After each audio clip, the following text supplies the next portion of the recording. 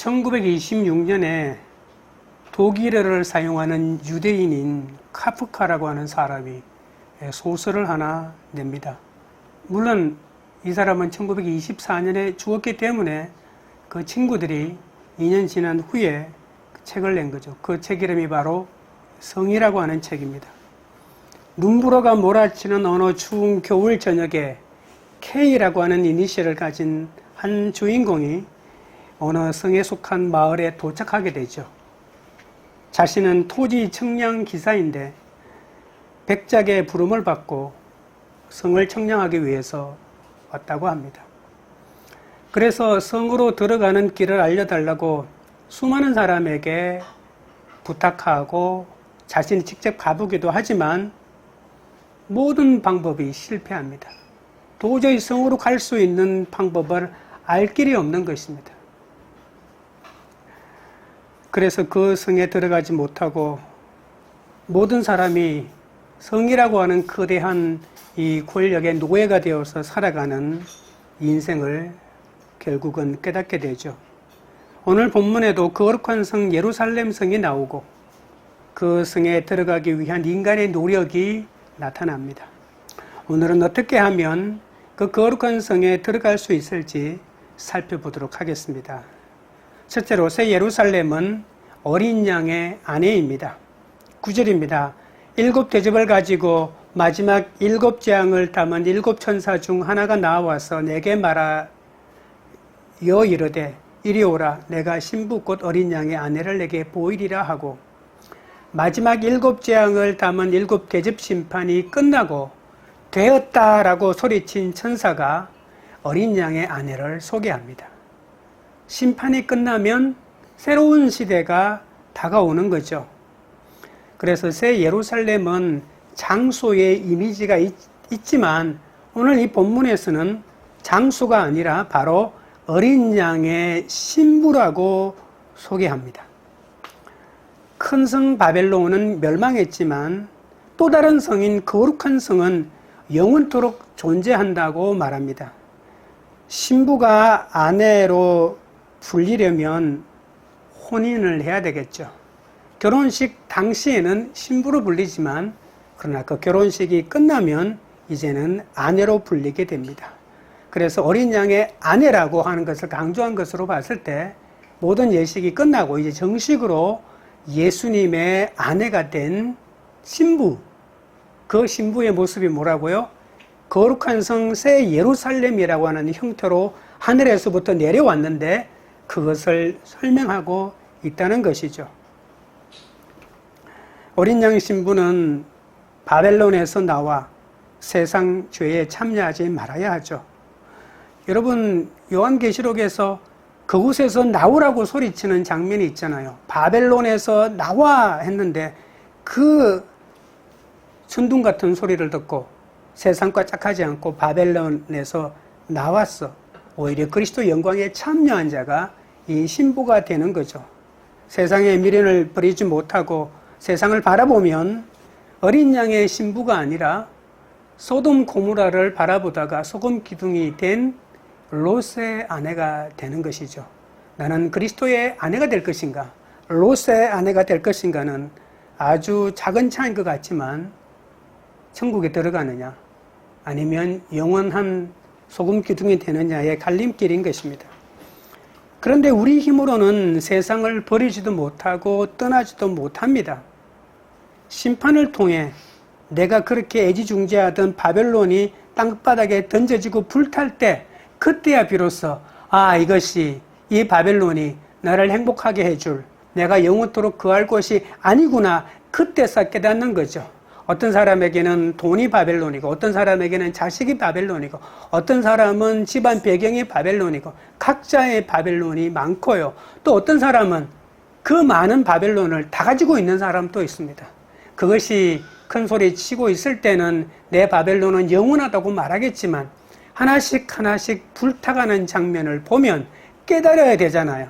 그래서 내 바벨론이 불타면 나는 운이 없었어. 사람 잘못 만났어. 때를 잘못 만나고 시대를 잘못 만났어. 내 바벨론이 불탄 것이 아니라 내 바벨론이라고 믿고 있는 것이 영원하지 않다는 것을 알아야 되는데 그래서 돌이키면, 죽음 같은 사건에서 회개하고 돌이키면 거룩한 성 예루살렘을 바라볼 수 있지만, 그렇지 않고 계속해서 이 세상의 바벨론을 부여잡는 사람은 영원토록 새 예루살렘을 경험하지 못하는 거죠.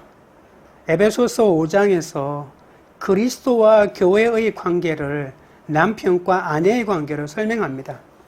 남편은 아내를 그리스도께서 교회를 사랑하신 것처럼 사랑해야 한다고 말하고 있죠. 그러면서 그리스도가 어떻게 교회를 사랑했는지를 설명하고 있습니다. 특별히 25절 뒷부분부터 말해서 예수님은 교회를 위하여 자신을 주셨다라고 표현합니다.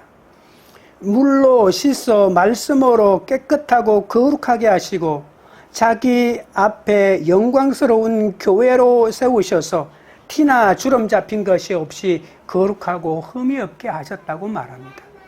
우리는 이 주옥 같은 본문을 결혼식에 남편과 아내를 설명하는 것에 너무 치우쳤지만, 에베소서가 원래 하고자 하는 것은 바로 예수님이 얼마나 교회를 사랑하고 그를 자신의 신부로 다듬어 갔는지, 그러니까 단장시켰는지를 볼 수 있는 것이죠. 예수님은 자신의 신부를 위해 모든 것을 다 버리셨습니다. 요한계시록에서 예수님을 어린 양이라고 표현합니다. 다른 본문에서는 그런 것이 없죠. 29번이나 등장하는데요. 예수님을 어린 양이라고 한 것은 예수님이 십자가에서 속죄 죽음으로 악을 완전히 제압하셨기 때문입니다. 십자가만이 우리를 참 승리를 누리게 하기 때문이죠. 우리 삶은 끊임없는 훈련의 연속 아닙니까? 하나님은 모든 것을 합력하여 선이 되도록 우리의 삶을 계속해서 인도하시는 거죠. 여러분, 내가 운이 좋아서 악한 것도 선으로 된 줄 아십니까? 우리를 인도하시는 예수님께서 악한 일도 내가 잘못한 것도 선으로 만들어주는 그 끊임없는 노력이 있었기 때문에 우리 삶이 그래도 좋은 길로 계속해서 나가고 있는 건 아니겠습니까? 잘 되면 좋은 일이고 실패하면 나쁜 일이 아닙니다. 어떤 실패에서도 하나님의 말씀을 새겨 듣고 순종하면 회복의 은혜를 누리게 되는 거죠. 그러니까 나에게 주어진 환경이 문제가 아니라 그 환경을 내가 어떻게 받아들이는가에 따라서 그것이 나에게 좋은 일이 될 수도 있고 나쁜 일이 될 수도 있는 거죠. 10절입니다. 성령으로 나를 데리고 크고 높은 산으로 올라가 하나님께로부터 하늘에서 내려오는 거룩한 성 예루살렘을 보이니, 예수님은 17장에서 요한을 광야로 데리고 가서 붉은빛 짐승을 탄 음녀를 보여준 적이 있죠. 지금은 크고 높은 산으로 데리고 가서 예수님의 신부를 보여주고 있는 것입니다. 십계명에 주어진 시내산과 또 모세가 모압 광야에 가서 약속의 땅을 바라보기 위하여 올라갔던 느부산까지, 구약은 이 산이라고 하는 곳이 하나님이 계시하는 장소였습니다. 에스겔서 40장에서도 하나님은 에스겔을 매우 높은 산 위로 데리고 가서 새 성전 환상을 보여주셨죠. 요한계시록 14장에는 예수님이 14만 4천과 함께 시온산 위에 서 있다고 말했습니다. 성령님은 하늘에서 내려오는 거룩한 성새 예루살렘을 보여주시는데, 이 새 예루살렘은 그리스도의 신부인 아내입니다. 예수님은 자신의 신부가 얼마나 눈부시고 아름다운지 설명하는 거죠. 자신의 아내를 보여주면서 자랑하고 있는 것이죠. 내 신부가 어떤 줄 아니? 내 아내가 어떤 사람인 줄 아니라고 하면서 그 찬란한 광경을 설명해주고 직접 소개해주고 있는 것이죠. 내가 나 자신이 얼마나 잘났는지를 말하는 것이 아니죠. 그것도 만약에 내가 말하는 대상이 예수님이라고 말하면, 내가 나를 모든 것을 알고 있는 예수님 앞에 내가 어떤 사람인지, 내가 얼마나 착한지, 내가 어릴 때는 얼마나 영민했는지, 이런 것을 말하는 게 얼마나 부끄럽겠습니까? 그러나 만민 앞에 예수님은 자신의 신부된 우리를 이렇게 거룩한 예루살렘 성전으로 묘사하면서 소개하고 있으니 얼마나 감격스러운 장면입니까? 예수님은 자신의 신부가 눈부시게 아름답다고 합니다. 우리가 어린 양의 아내가 된 것은 옳은 행실을 했기 때문일까요? 여러분, 우리가 옳은 행실을 했으면 얼마나 했을까요? 죄를 밥 먹듯이 짓는 사람들보다는 옳은 행실일지 몰라도 참된 선이라고 하는 참된 진선미 앞에 우리가 가지고 있는 이 초라한 진선미가 얼마나 부끄럽겠습니까? 우리의 그리스도의 아내 된 것은 온전히 값없이 주시는 하나님의 선물입니다.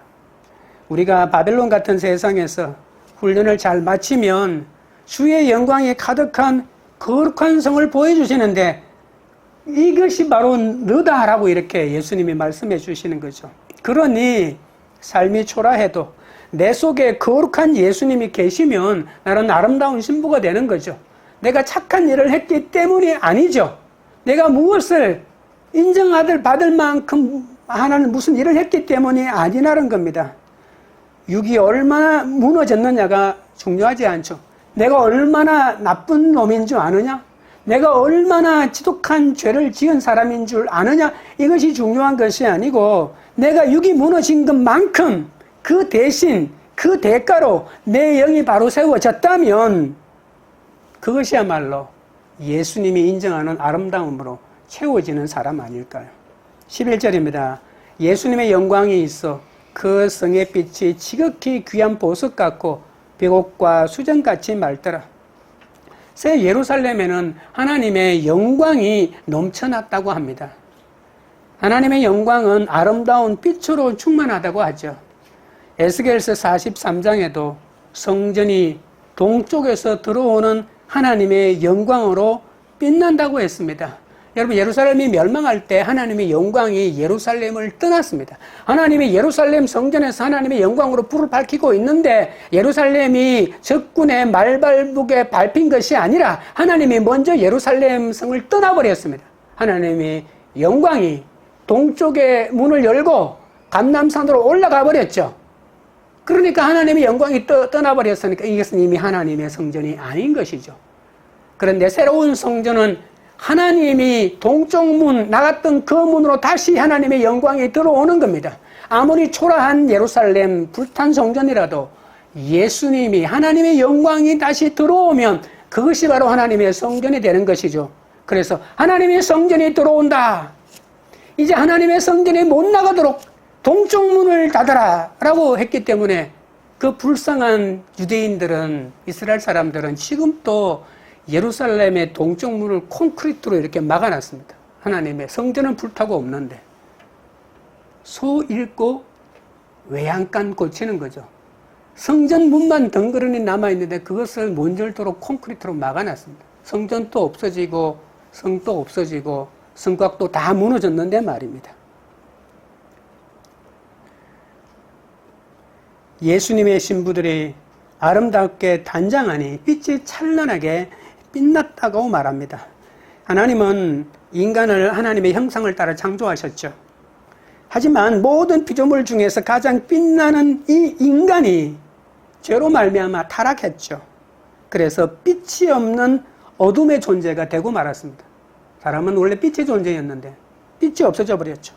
그런 인간이 사는 세상도 어두워지기 시작했고 어둠이 가득 찼습니다. 그런데 예수님은 이 캄캄한 어둠의 땅에 한 줄기 빛으로 오셨죠. 어둠이 이기지 못하는, 왜? 그 속에 생명이 있기 때문에. 예수의 이름을 믿는 자들에게는 하나님의 자녀가 되는 권세를 줄 수 있는 놀라운 생명이 그 속에 있었기 때문에 이 빛은 그 어떤 어둠도 이기지 못했습니다. 예수님은 어둠을 밝히는 완전한 빛이 되셨기 때문에 그를 믿고 따르는 신부도 빛처럼 빛날 수밖에 없는 것이죠. 예수님은 자신의 신부가 너무 아름다워 매우 귀한 보석 같다고 오늘 본문이 표현합니다. 표현할 길이 없는 거예요. 당신은 그냥 보석이다. 보석, 여러분, 예수님뿐만이 아니고 하나님도 이스라엘 백성들 출애굽시켜가지고 시내산 위에 데리고 가서 그때 나는 너의 하나님이 되고 너는 나의 백성이 된다고 말할 때 하나님이 이렇게 말합니다. 이스라엘 백성하여 너희는 나의 세쿨라다. 손가락에 끼는 보석이다. 이렇게 말합니다. 너희들은 나의 보석이다. 오늘 이 본문에서도 예수님은 당신의 아내를 가리켜 너무나도 아름답기 때문에 너희들은 매우 귀한 보석 같다라고 말합니다. 그러면서 두 가지 보석을 예를 들죠. 백옥과 수정같이 맑다라고 이렇게 말합니다. 여러분, 원래 백옥은 불투명합니다. 그래서 수정은 맑게 빛날 수도 있겠지만 빛난다고 하는 거죠. 여러분, 그러니까 수정이 맑게 크리스탈이잖아요. 초롱초롱 빛나는 것은 이해가 되는데 백옥은 이렇게 불투명한 존재이기 때문에 빛난다라고 하는 것이 잘 이해가 되지 않을 수도 있겠죠. 여러분, 스스로 빛을 만들어내는 존재는 별밖에 없습니다. 별이 수소 분자를 태우면서 헬륨 분자로 변하는 끊임없는 핵 융합 수소 폭발이 일어나면서 빛을 내게 되는 거죠. 모든 사물은 그 빛을 받아서 반사할 뿐입니다. 밤하늘의 달도 태양빛을 13.6% 정도 반사하는 존재에 불과합니다. 백옥과 수정도 스스로 빛을 내지 못하는 것은 마찬가지입니다. 여러분, 수정도 캄캄한 밤중에 갖다 놓으면 아무 빛도 없습니다. 수정이든 크리스탈이든 다이아몬드든 백옥이든 가릴 것 없이 어떤 보석이든지 빛을 반사할 때 그때 반짝이는 거죠. 보석의 광채와 순도를 통해 하나님의 영광을 드러내는 거죠. 하나님의 영광이 있지 않으면 어떤 보석도 반짝이지 않는다는 것입니다. 너는 나의 보석이야 라고 예수님이 말씀하실 때 너는 내 빛으로만 존재하는 존재야 라고 하는 그런 뜻입니다. 나는 원래부터 나는 빛을 내는 크리스탈이었어 라고 하는 게 의미가 없다는 거예요. 나는 원래부터 다이아몬드여서 의미가 없다는 거예요. 빛을 비춰주지 않으면 예수님이 어떤 보석도 의미가 없다는 것입니다. 나 혼자는 빛을 내지 못합니다. 하나님의 빛인, 진짜 빛인 말씀의 빛을 받아야만 빛나는 거죠. 나는 원래부터 온순한 사람이어서, 나는 온유한 사람이어서, 예수님의 산상수훈에 온유한 자는 복이 있나니라고 땅을 기업으로 받는다고 했을 때 그 온유한 것은 내 원래 성품이 온유한 거라 이런 뜻이 아닙니다. 이 사람은 법 없이 살 수 있는 사람이야. 그 사람의 내면을 한번 살펴보십시오. 집안에서 어떻게 하는지를 살펴보십시오. 인간은 믿음이라고 하는 것은 내 성품이 아닙니다. 자연스러운 성품이 아닙니다. 성령으로 깎아지고 다듬어진 성령이 주시는 선물인 그 성품을 받아야만이 그것이 의미가 있는 것이죠. 우리는 내가 가지고 있는 그 알량한 다른 사람보다, 여러분, 화를 밥 먹듯이 내는 사람에 비하면 나는 온유한 사람일 뿐인 거죠. 내 속에 원래 온유한 그런 것들이 드러나 있는 거죠. 세상이 무서워서, 다른 사람이 무서워서, 부모님이 무서워서, 내 친구가 무서워서 그 화를 못 드러내고 내 속에 감추고 있다가 혼자 스트레스를 받는 사람일 뿐입니다. 우리는 예수님이 주시는 빛을 온전히 받아야만 비추는 그리스도의 아내, 그리스도의 아내와 그리스도의 신부의 단장은 뭐냐면 예수님이 주시는 빛만 내가 반사하는 존재라고 하는 것을 깨닫는 거예요.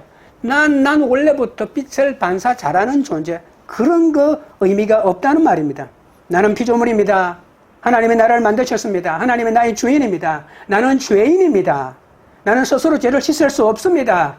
나는 오직 예수 그리스도의 보혈에 의지해야만이 나는 구원받는 사람입니다. 나는 용서받은 의인입니다. 이렇게 나는 예수님의 빛을 반사하는 존재입니다라고 당당하게 자기 정체를 정확하게 아는 사람이 그리스도의 신부가 될 수 있다는 겁니다. 인간은 죄로 인해 더럽고 추악한 존재였는데 예수님의 거룩한 보혈로 모든 죄가 사라지지 않았습니까?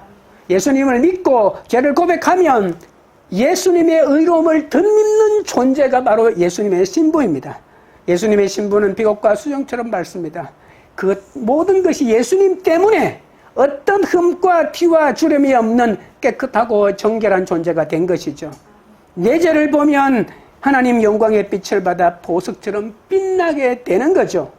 죄인은 하나님을 만날 수 있는 최고의 환경에 있는 사람인 내가 죄인이라고 고백하는 것이 어찌 부끄러운 고백이겠습니까? 둘째로 새 예루살렘은 예수님의 제자입니다.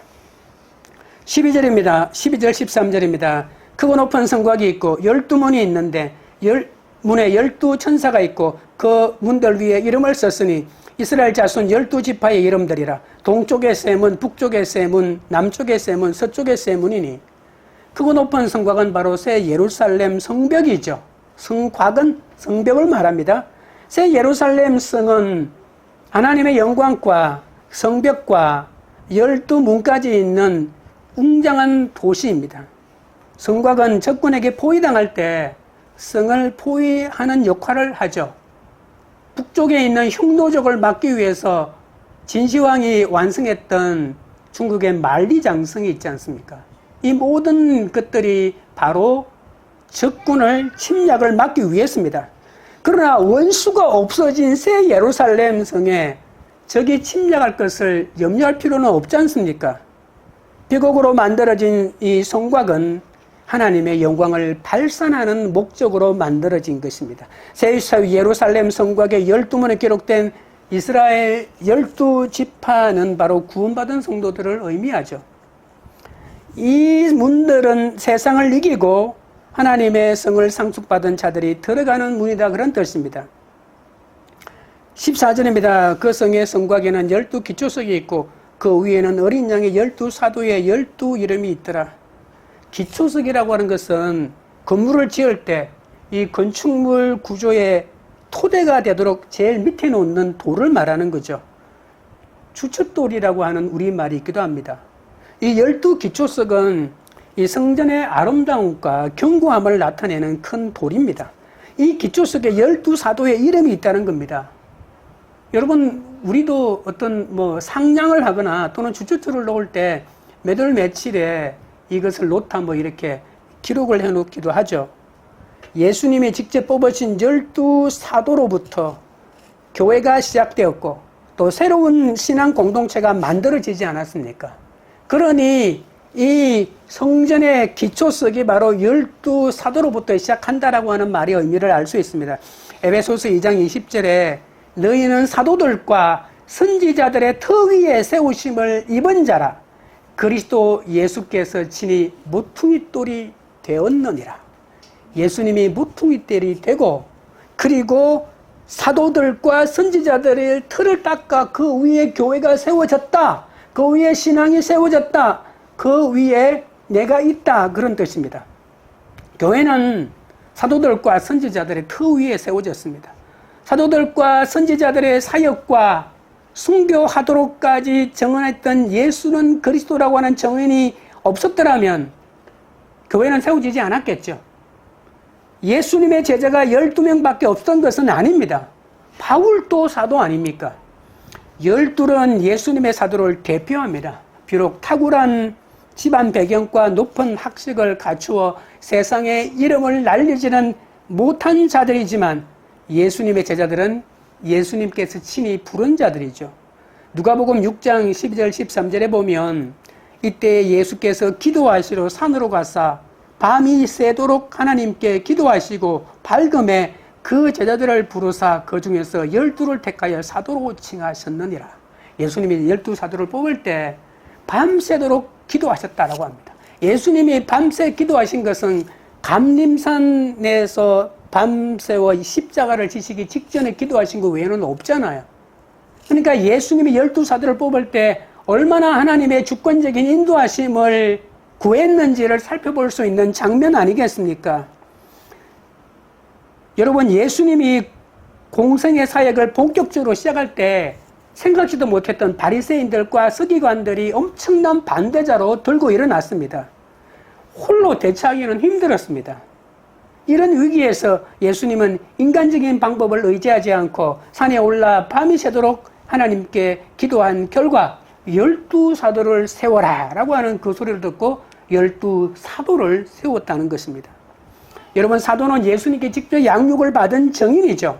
장차 하나님 나라 복음을 전하고자 온 세상에 파송될 일꾼들입니다. 하지만 예수님은 군문세가 자제들을 택하지 않고 사회적으로 너무나도 평범한 자들을 제자로 직접 부르시고 택하시죠. 하나님의 주권입니다. 부르고 택하사 공동체를 만들었는데 그 공동체 이름이 뭡니까? 사도 공동체입니다. 아포스톨로스. 아포스톨로스는 보냄을 받은 자라는 뜻입니다. 예수님이 처음 만든 공동체 이름이 아포스톨로스. 특권이 아닙니다. 난 사도야. 난 말씀을 기록할 수 있어. 나는 말씀을 기록할 수 있는 고난을 가지고 있어. 그런 사도가 아니라 보내심을 받은 자라고 하는 이 공동체의 이름이라고 하는 것입니다. 자신의 사명을 한마디로 말하는 게 나는 사도다라고 하는 특권의식이 아니고 나는 보내심을 받은 자다. 나는 아포스톨로스다라고 하는 것이죠. 원래 사도는 해군에서 사용하는 전문 용어입니다. 히브리어로는 샬리아흐 똑같은 말입니다. 손을 뻗치다라고 할 때 뭘 보내다. 나에게서부터 멀리 뭘 보낸다는 뜻입니다. 공인된 공동체에 권위를 부여받아 보냄받은 메신저를 샬리아흐라고 합니다. 사도는 예수의 복음을 전하는 사명받은 사람 아닙니까? 교회는 그리스도 안에서 세상에서 부름받은 자들의 모임입니다. 세상에서 부름받은 특권과 동시에 세상으로 보냄받은 소명을 함께 가지고 있는 자들이라는 뜻이죠. 교회는 세상을 구원하시는 하나님의 뜻을 이루는 곳입니다. 그것이 지상교회의 목적입니다. 부름받아 천국 간다는 특권만 주장하지 말고 보냄받은 소명에도 순종해야 하지 않겠습니까? 본문은 예수님보다 어린 양이라고 하는 말을 굉장히 많이 반복한다고 했잖아요. 천국은 십자가, 예수님의 십자가와 부활을 기초하기 때문에 어린 양이라고 하는 말을 그렇게 강조하는 겁니다. 12지파와 12사도를 합하여 24가 됩니다.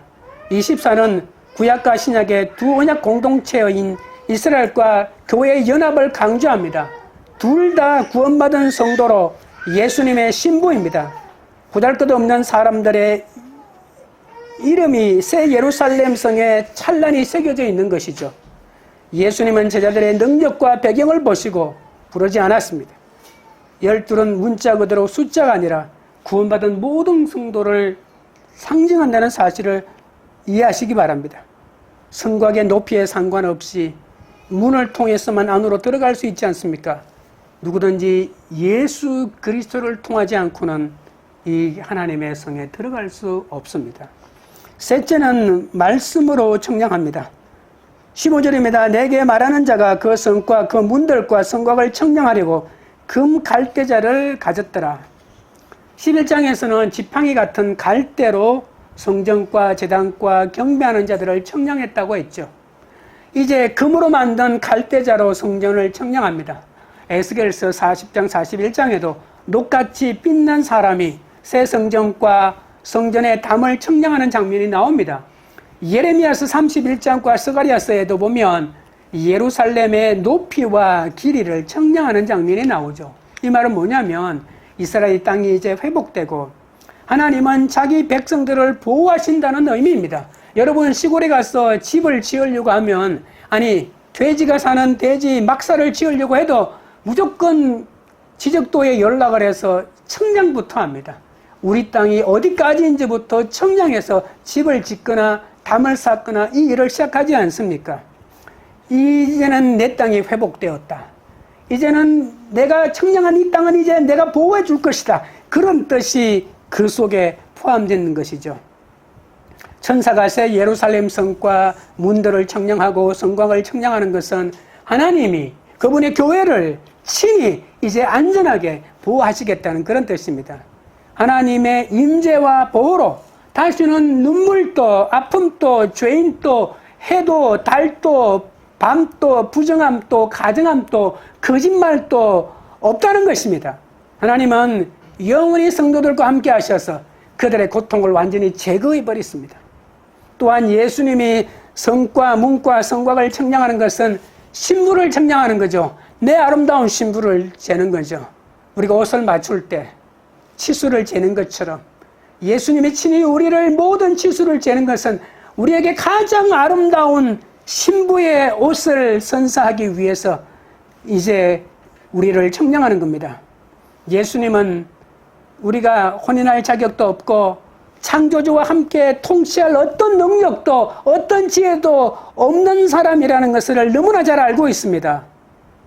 그럼에도 불구하고 예수님은 성도의 능력과 내 지혜를 보지 않고 우리의 믿음을, 너무나도 작은 그 믿음을 모기 소리 같은 소리로 고백하는 예수는 그리스도고 당신은 나의 주인이십니다라고 하는 그 믿음을 들으시고 그것을 귀하게 보시고 당신의 신부의 위치로 우리를 초대해 주시는 겁니다. 예수님이 변하지 않는 금 갈대자로 청량했으니 우리의 연약함도 우리의 어리석음도 이제는 소용이 없습니다. 예수님은 우리의 어리석음과 우리의 더러움을 다 아시고 우리를 택하신 것이죠. 한치의 틀림도 없으신 그분이 우리의 모든 죄를 용서하시고 우리를 품어주셨기 때문에 우리는 용서받은 한 사람으로 예수님 옆에 서 있는 예수님의 아내가 된 것입니다.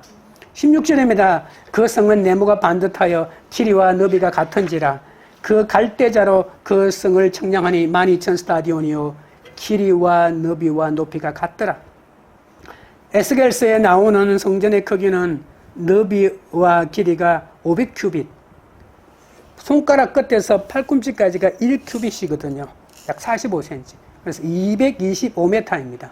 헤롯이 새로 지은 헤롯 성전과 비슷한 정사각형입니다.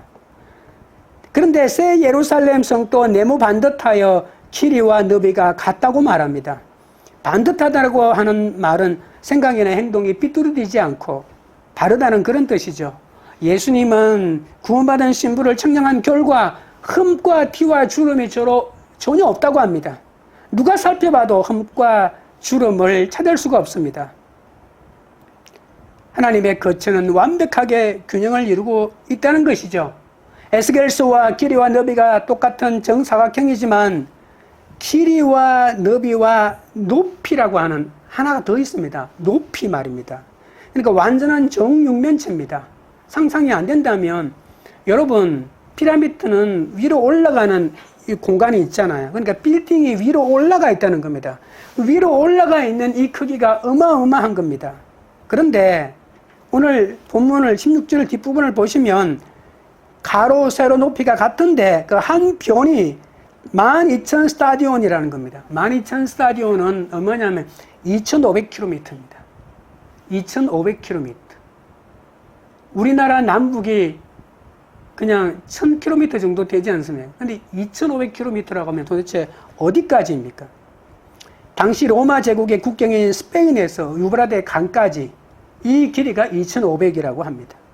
면적으로 따지면 625만 제곱킬로미터. 호주보다도 조금 작습니다. 높이까지 계산하면 약 540억 세제곱킬로미터입니다. 아파트를 짓는다면 몇 층까지 지을 수 있을까 제가 계산해 보니까 83만 층입니다.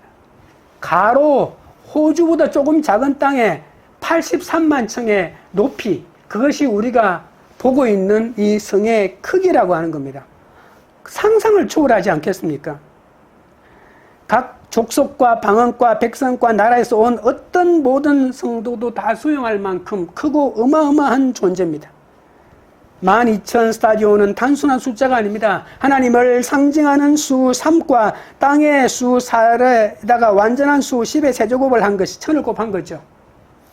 그래서 하나님의 구원 사역이 완전하시다는 것을 뜻하고 있습니다. 그리스도의 신부가 얼마나 크고 위대한지. 이것이 다 누구라고요? 그리스도의 신부. 그리스도의 신부가 이렇게 어마어마한 존재다라고 하는 것입니다. 14만 4천 명만 구원받는 존재라고요? 신천지가 말하는 이런 의미는 문자를 해석한 말도 안 되는 해석입니다. 예수님의 신부는 초라하지도 않고 외롭지도 않습니다. 너무나도 크고 너무나도 의롭습니다.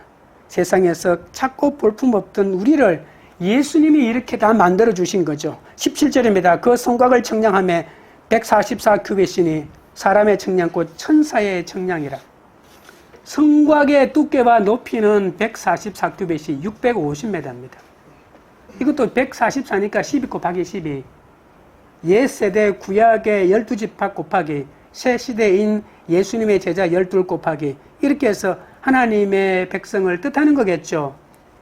요한계시록 7장에도 구원받은 성도의 수를 14만 4천이자라고 하지 않습니까? 이 144에다가 1000을 또 곱한 겁니다.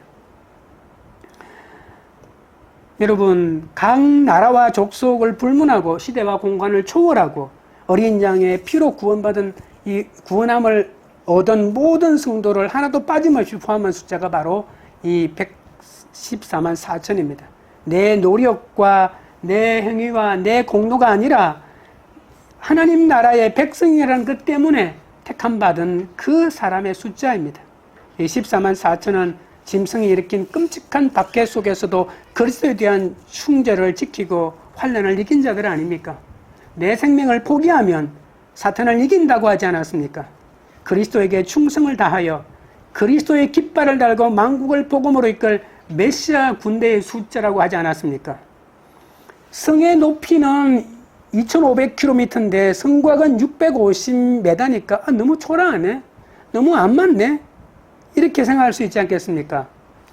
원수가 사라진 마당에 성을 보호하거나 사람들이 들어오지 못하도록 만드는 성곽의 이제 역할은, 기능은 의미가 없다고 말했죠. 성의 아름다움을 보여주고 경계를 알려주는 경계석에 불과한 것입니다. 천사가 성을 청량할 때 인간이 사용하는 계산법을 따라 청량했다고 하는 말은 맨 마지막에 덧붙입니다. 그러면서 너무 이상하니까 천사의 것이다라고 이렇게 그 말을 하나 덧붙이는 거죠. 우리 눈높이로 천국을 설명하고 있다는 그 말입니다. 여러분, 천국이 진짜 이런 줄 아십니까? 아닙니다. 진짜 천국에 보고 천국이 이렇더라고 말하는 사람은 다 자기 생각을 말하는 겁니다. 이건 인간의 청량법으로 그냥 계산한 게 불과합니다. 말 못합니다. 우리가 나중에 천국 가보면 요한계시록하고 다른데요? 왜 다릅니까? 이렇게 따질 필요가 없다는 거예요. 비교할 수 없습니다. 인간의 청량법, 우리 눈높이에 맞추어서 그냥 설명할 수 있을 뿐이라는 거죠. 여러분, 우주를 하나님이 만드셨지 지구만 만들었나요? 200억 광년이라고 하는 이 엄청난 이 우주 속에 티끌보다도 작은 이 지구만 하나님이 만들었나요? 여러분, 우리가 생각하지도 못하는 숫자를 천문학적인 숫자라고 말하지 않습니까? 우리는 겨우 인간이라고 하는 한계 속에서 표현하고 말하고 보고 듣고 전하는 뿐이죠. 실제로 천국에 가면 상상할 수도 없는 것들이 존재하고 있을 것입니다. 12,000 스타디온 144큐벳, 이것이 중요한 것이 아닙니다. 하나님의 말씀으로 나를 청량하는 것이 중요한 거죠.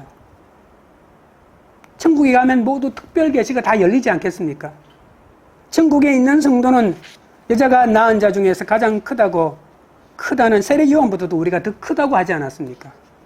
천국에 있는 자들은 예수님의 신부로 예수님이 누구인지 정확하게 알 것이고 세상의 이치를 완전하게 꿰뚫어 볼 수 있는 그 예수님의 지혜에 버금가는 지혜를 가지지 않겠습니까? 교회가 세상과 구별되려면 이 144큐빗의 네모 반듯한 단이 필요합니다. 하나님의 말씀으로 나를 재단하십시오. 어떤 기준으로 여러분 살아가십니까? 어떤 기준대로 데리고 노력하십니까? 어떤 사람이 데리고 노력하십니까? 세상 사람들처럼 세상의 기준에 맞추어서 살려고 노력하는 그 순간 우리는 세상 가치 속에 속아 넘어갈 겁니다. 말씀으로 청량해서 내 속성전을 지어가야 합니다. 속사람의 거룩함 없이 겉모습만 치장한다고 자랑하면 모두 헛상이 아니겠습니까? 144큐빗밖에 안 되는 성곽이 부끄러워 누구에게도 보여주지 못한다고 말하겠습니까? 성곽이 중요합니까? 그 성곽이 품고 있는 성이 더 중요하지 않습니까? 그 144큐빗이 아니라 상상하기 힘든 83만 층의 높이나 되는 호주만큼이나 큰 그 어마어마한 하나님의 성전을 우리가 품고 있는 성곽인데, 너 성곽 너무 작아, 내 성곽 보지 말고 내 뒤에 내 성을 보라고 이렇게 소리치고 싶지는 않습니까? 인생은 끊임없이 남을 청량하고 나도 청량을 당합니다. 남이 나를 청량하기 전에 먼저 나 스스로 청량해야 합니다. 단지 말씀으로 청량하십시오. 어떤 삶을 택해야 할지 말씀으로 구별된 거룩한 삶을 살아야 하지 않겠습니까? 넓은 길보다는 좁은 길을 택하고 사람을 기쁘게 하는 길보다는 하나님을 기쁘게 하는 길을 청량하고 택하고 걸어가야 하지 않겠습니까? 내게 허락된 비천한 사건과 환경이라도 금 갈대자인 말씀으로 나를 청량하는 그 순간 나는 거룩한 존재가 되어 거룩한 성에 들어가게 될 것입니다. 카프카의 성의 주인공의 이름이 K라고 말하는 것은 소설에서는 너무나도 드문 거죠. 이 주인공만 K라고 말하고 다른 모든 사람은 고유한 이름이 다 나오거든요. 그런데 주인공만 왜 모호하게 K라고만 말합니까? 이건 인간의 대표를 말합니다. 누구도 이 주인공이다라고 하는 그런 뜻입니다. 이 세상에 이 어떤 인간도 모호한 세상을 살아가고 있습니다. 인간은 끊임없이 불안하고 불명확성을 가지고 살아갑니다. 난 저 성에 들어가야 해. 나는 백작으로부터 보냄을 받아 오라는 연락을 받고 왔는데 그 모든 것이 거짓이야. 행정이 얼마나 엉망인지 보낸 사람도 없고 왜 보냈는지 설명하는 사람도 아무도 없고 마중하는 사람도 없고 오라는 사람도 없고 어떤 권력에 줄을 대도 그곳으로 들어갈 수도 없고 길도 찾을 수가 없다는 것입니다. 세상 모든 사람은 이런 불확실성을 살아가고 있습니다. 나는 길을 찾았어. 나는 인생을 바로 깨달았다고 하지만 그 모든 것이 착각에 불과하다는 것을 이 카프카는 말하고 있습니다. 우리는 성에 들어가려고 기다리고 살아가는 존재이지만 우리는 결코 그 성에 들어가지 못할 것입니다. 바벨론 성에 들어갔다고요? 그 바벨론 성이 불타고 있는데요. 나는 이제 바벨론에 들어갔다고, 나는 들어갔다라고 들어가 보니까 아무것도 없고 그냥 불타고 있는데요. 우리는 그 헛상인 성으로 들어가려고 합니다. 아무것도 보이지 않는 산꼭대기에 있는 저 성으로 나는 들어갈 거야. 끊임없이 오르고 또 오르고 모든 세상의 군상들이 발부동을 치고 있지만 누구도 그 성에 들어가지 못합니다. 그래서 세상은 그냥 성에 들어가려고 하지 말고 되는 대로 살라고 말합니다. 왜 성에 들어가려고 하느냐? 그냥 살아. 그냥 있는 건 누리고 살아라고. 그냥 멋대로 살면 돼. 이것이 지금의 지성인들이 현대인들에게 내주는 자문입니다. 되는 대로 살아. 인생은 즐기면서 살아. 즐기는 게 최고야.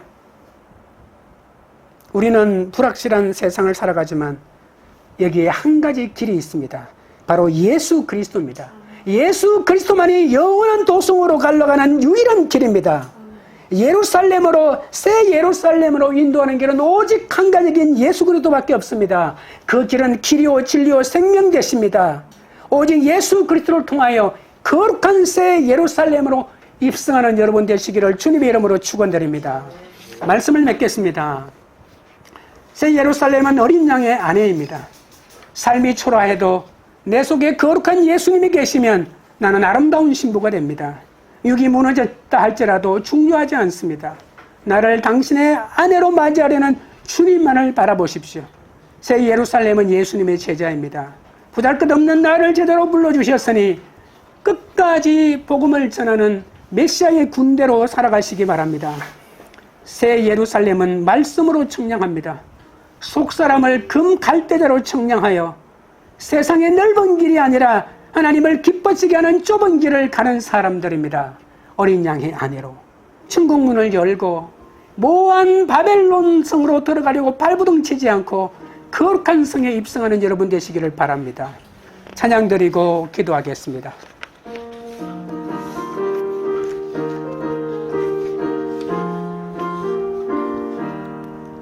행군 나팔 소리에 주의 호령 났으니 십자가의 군기를 높이 들고 나가세. 손은 싸움 다 싸우고 의의 멸류관 받아서리라. 손은 싸움 다 싸우고 의의 멸류관 예루살렘 성에서 멸류관 받으리. 저 요단강 건너 우리 싸움 마치는 날 의의 멸류관 예루살렘 성에서 악한 마귀 권세를 모두 깨쳐버리고 승리하신 주님과 성전가를 부르세. 서는 싸움 마치는 의의 멸류관 받아서리라. 서는 싸움 다 싸우고 의의 면류관 예루살렘 성에서 면류관 아들이 저 멸량강 건너 우리 싸움 마치는 날 의의 면류관 예루살렘 성에서 달려갈 길 다 가고 싸움 모두 마치는 주와 함께 기쁨은 용사들 하늘이세 서는 싸움 다 싸우고 의의 면류관 바다 소리라 서는 싸움 다 싸우고 의의 면류관 예루살렘 성에서 면류관 아들이 저 요단강 건너 우리 싸움 마치는 날 의의 면류관 예루살렘 성에서 면류관 아들이 저 요단강 건너 우리 싸움 마치는 날 의의 면류관 예루살렘 성에서. 기도하실 때 세상의 화려함만 닮으려 하지 말고 주님의 아내로 거룩한 삶을 살고 말씀에 순종하는 삶을 살게 해달라고 기도합시다. 보잘것없는 나를 제자로 불러주신 그 은혜를 잊지 않고 복음 들고 보내심을 받은 사도의 사명을 잘 감당하게 해달라고 기도합시다. 돈이나 외모나 직업으로 남과 비교하면서 나를 청량하지 않고 오직 날마다 말씀으로 나 자신을 청량하게 해달라고, 남보다 좋은 환경이라고 우울의식에 젖지 않고 부족한 인생을 살았다고 주눅들지도 않고 오직 그리스도의 군대로 복음 전하는 사명을 감당하게 해달라고 주의 세 번 부른 다음에 기도하며 나갑시다. 주여, 주여, 주여. 거룩하신 하나님 우리 아버지여, 세상의 화려함만 닮으려 한 저를 용서하여 주옵소서. 주님의 아내로 거룩한 삶을 살게 하시고 말씀에 순종하는 삶을 살도록 붙들어 주시옵소서.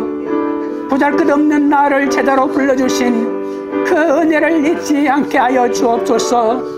복음 들고 보내심을 받은 아포스톨로스 사도의 사명을 감당하게 하여 주옵소서.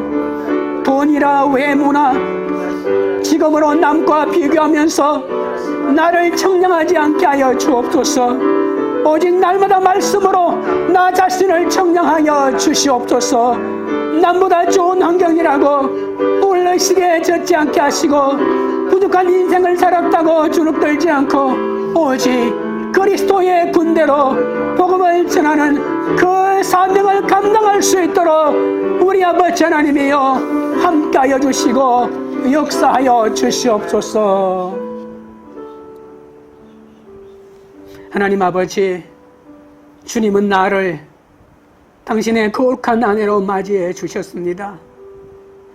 그런데도 나는 세상의 화려함에 아직도 미련이 남아 갈등할 때가 많사오니 주여 용서하여 주시옵소서.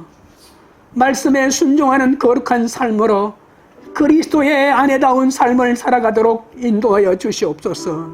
주님, 아무것도 아닌 우리를 당신의 제자로 불러주시고 사도의 사명을 허락하여 주심을 감사드립니다. 우리의 어리석음과 부족을 이제는 핑계하지 않고 보내시는 복음을 들고 메시아 군대의 사명을 다하여 아포스톨로스 보내심을 받은 공동체의 역사를 이루기 원하오니 도와주시옵소서. 돈이나 외모나 직업으로 남을 청량하고 끊임없이 내가 가진 것과 남이 가진 것을 비교하며 남보다 좋은 환경이라고 우울의식에 젖고 또는 남보다 못하다고 하여 열등감에 빠지는 어리석음에서 빠져나오도록 역사하여 주옵소서. 금 갈대자로 청량하셔서 이제는 어떤 딴 길로도 가지 않도록 도와주옵소서. 오직 말씀으로 청량하여 어떤 환경에서도 낙심하지 않고 사명 감당하도록 붙들어 주옵소서. 광교리들 교회가 하나님의 말씀으로 청량된 가치관으로 천국을 누리는 영적 공동체가 되게 하옵소서. 각자 허락하신 고난으로 크고 높은 믿음의 산에 오르는 회복의 은혜를 누리게 하여 주옵소서. 주님의 부르심으로 이제는 그리스도의 군대가 되어 이 땅에 그리스도의 복음을 전하는 그 사명을 감당하는 그런 교회가 되도록 주여 역사하여 주시옵소서. 예수 그리스도 이름으로 기도드리옵나이다. 아멘.